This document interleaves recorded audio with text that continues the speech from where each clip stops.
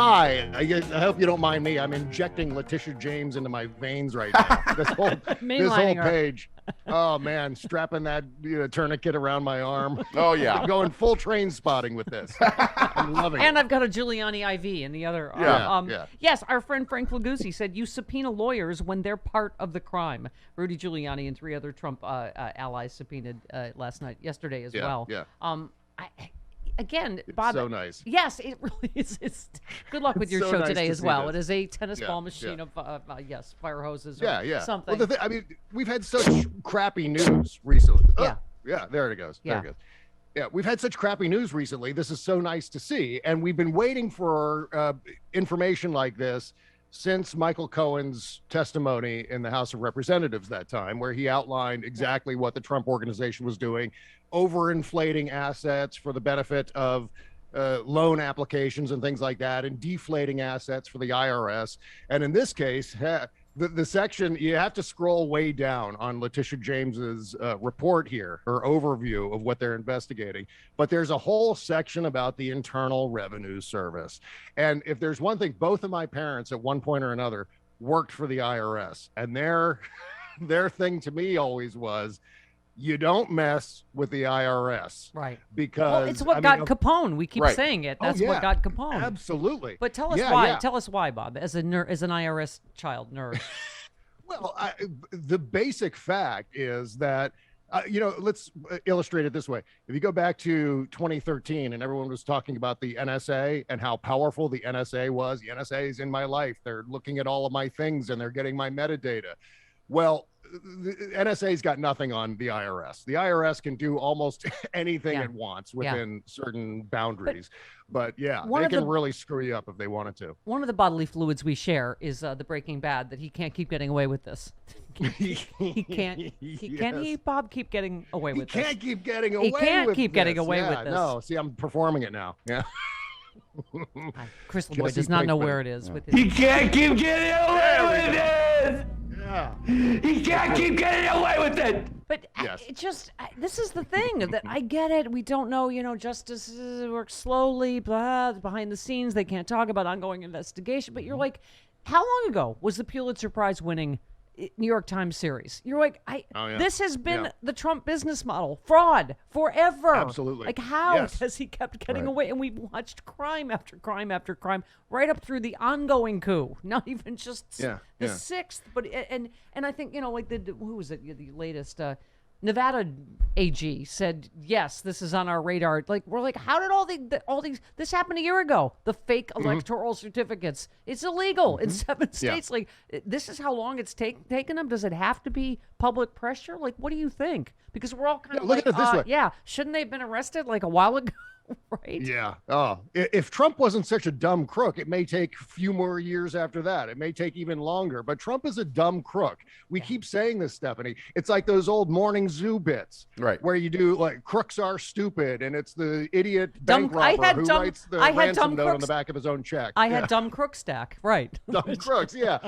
And so Trump would fit perfectly into that. So, given the fact that Trump is such a dumb crook, it's, it takes dumb crooks, an investigation into dumb crooks along these lines, maybe a couple of years to do. But I mean, the really smart crooks, it takes maybe a decade. So if you put it in comparison. Right? Yeah. I mean, all the experts keep saying like, oh yes, that's, I guess, one of the superpowers. He just does it all out in the open. So people think it can't possibly be right. It's like, well, that's not the way the law works. In the law, that's evidence that you have these 10 tweets about the elector and that Pence knew and you knew and whatever. I mean, it is true that he has always done all of it. Right out in the open, collude with Russia, the tax fraud, the bank fraud. He's always overvalued his own assets. He's done it in public, right? Yeah.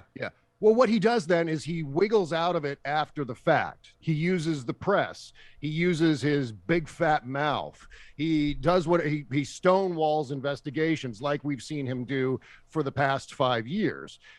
This is his MO, where he bungles the stupid crook thing and then, make sure that he's not held accountable by stonewalling the investigators, by outspending the investigators, by obstructing the investigation. And we saw that with Trump Russia. All he did was, the major crimes there too with Trump Russia were the obstruction crimes, of course. So this is all stuff that we've seen. And this is this whole business with over inflating his assets and deflating his assets.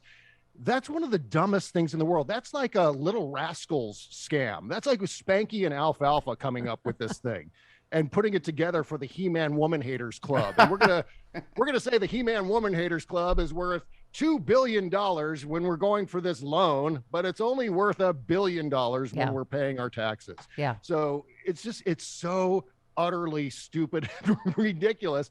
And that's why it's also so satisfying that he's finally getting nabbed on this, and we can see the details. Which story in the fire hose you think is most significant this morning? The funniest is definitely Eric Trump's taking. Well, them speeding his phone records. How much, if you actually heard the calls, would be him trying to find which end of the phone to talk into? Like which part? Hello? That's right. Hello? Yeah. Eric, it's the other way. I told you a few times. What? Hello? Oh, hi. Like, there must be a lot of that. It's not legally significant. But. Yeah. Well, in the transcripts, you can hear Eric saying, Mickey, come over for a party. Okay, let's call Donald Duck. Remember the Mickey telephone? Chris, I'm sure Chris remembers the Mickey telephone. Of course I do. Of course I had one, actually. Mickey, come over for a party. Bob, also, you and I'm following you on Twitter. We're just becoming the same rage machine about everything, whether it's the filibuster, what's happening with voting rights. You said you were talking, whatever. I think you were responding to Kirsten Sinema's stupid Martin Luther King quote. You said, because you're refusing to do it now, Mitch McConnell will eliminate their legislative filibuster in order to roll back voting rights at the federal level and a whole lot more. You're helping him make it happen, Senator. I mean, he's already done it to stack the Supreme Court. The reason why things are the way they are with women's rights and everything else is because Mitch McConnell blew up the filibuster to jam in. That's just it. Yeah. They're not doing it themselves, so they're letting Mitch McConnell do it.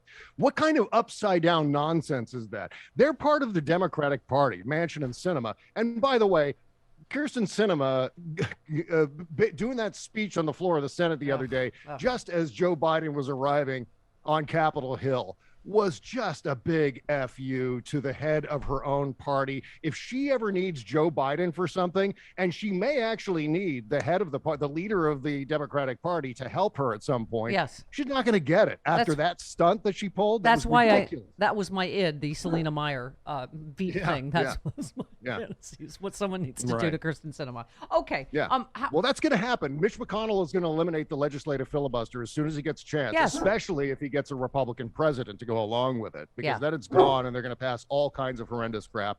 And it's going to be the fault of Joe Manchin and Kirsten Sinema for not doing it sooner, so we can at least shore up voting rights here. Yeah, it was Charlotte Clymer, our friend, that said, I can't emphasize this enough. Regardless of what Democrats do between now and January of 2023, the GOP is going to retaliate. If the Dems bent over backwards to be diplomatic, the GOP would retaliate. If the Dems fight back, the GOP will retaliate. They're vindictive little D's, and that's what they're going to do. So stop worrying like, if we do this and they're going to do that. They're going to do it. They're going to do it. Exactly. And they're going to say the Democrats tried to do it themselves, so it must be okay to do. We're fine to go. We're good to go because, the Democrats wanted to do this. They wanted to eliminate the filibuster, and we're just doing it for them. Yeah. By the way, here's the main reason I know gaslighting would be insane. That you are the ultimate male feminist. Not only do you live with, Kimberly Johnson with her agenda of manicide, but I love that you call Kirsten Sinema a D quite often, and I think that shows that you are not. Do I? Right. Do I really you call men and women, but she's a D. Call someone a D when they're being a D. You're being a D. She is being a D. You're being a bag of D's.